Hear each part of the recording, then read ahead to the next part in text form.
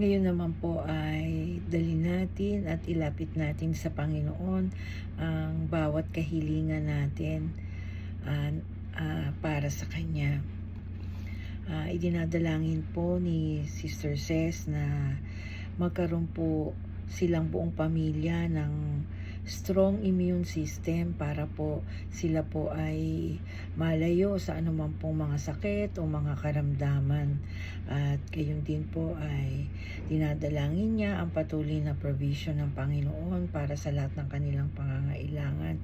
At gayon din po dalangin niya na ang kagalingan para po sa kanyang sore throat, maging kagalingan po para kay Sister Queen, para po sa kanyang flu, at gayon din po kay Brother Soren, kagalingan po para sa kanyang ubo at sa kanyang sipon.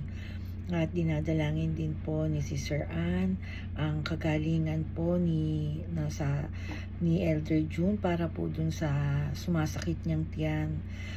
We pray, Lord, na anuman po ang dahilan kung bakit yung po ay sumasakit, we pray na yun po ay alisin mo na, Panginoon, and restore healing, Panginoon, upon him in the name of Jesus. Dalangin po namin, Panginoon, na yung mga gamot na iniinom niya ay mga instrumento mo po naman para siya ay magkaroon ng kagalingan. Dalangin namin na ito nga po ay magkaroon na ng immediate effect para po mawala na po yung nararamdaman niyang sakit sa kanya pong tiyan. Gayon din po, dinadalangin po ni Marvin, Lord, ang patuloy na provision mo, financial provision mo para sa lahat ng kanilang pangangailangan. At tinataas din po namin at dinadalangin sa iyo na ang maayos na result po para sa kanya pong final interview sa susunod na linggo. And dalangin niya din po, Panginoon, ang patuloy na pag-iingat mo at paggabay mo sa mga anak niya na mga nag-aaral. At patuloy mo po silang bigyan ng karunungan, kasipagan sa kanilang pag-aaral.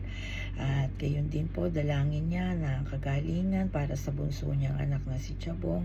And patuloy mo pong gabayan at bigyan ng karunungan si Bean sa kanya pong pagtatrabaho. Gayon naman po ay tinataas din po namin sa iyo ang kahilingan po ni Sister Candice na patuloy mo po siyang bigyan ng maayos na kalusugan. Ingatan mo po ang kanyang pamilya, gayon din po ang kanyang nanay at ang kanya pong mga pamangkin. Patuloy mo siyang bigyan, Lord, ng kalakasan at lagi mo po siyang iingatan sa kanya pong pagtatrabaho. And Lord, we pray for your intervention, yung kung ano po yung bigyan mo po ng kaayusan, Panginoon, kung ano man po itong sitwasyon nila patungkol po dun sa poultry na malapit po dun sa bahay nila. Ikaw po, Panginoon, yung kumilos, Lord, sa usapin po na ito. At nawa, Panginoon, ay ma-resolve na kung ano man po yung kailangang malutas dito po sa sitwasyon na ito. At dalangin din po namin si Chay, Panginoon, na maipasa niya po ang lahat ng kanyang mga subjects this third semester. Gayon din po, tinataas namin, Panginoon, sa iyo ang kahilingan ni Sister Lani na lagi mo pong iingatan, Panginoon, at bibigyan ng maayos na kalusugan ang kanya pong mga anak na naririto at maging si Sister Ami. Tinataas din po namin sa iyo si Tristan, Panginoon. Bigyan mo po siya ng patuloy na karunungan para po dun sa ginagawa niyang thesis, at dalangin namin na samahan mo po siya sa kanyang pagde-defend ng kanyang thesis na maipasa niya po ito for his final presentation. At makumpleto niya na po yung kanyang oras para sa kanyang OJT na kailangan po sa kanyang graduation, at maayos niya na po, Panginoon, ang lahat ng kanyang necessary requirements para po sa darating niyang graduation.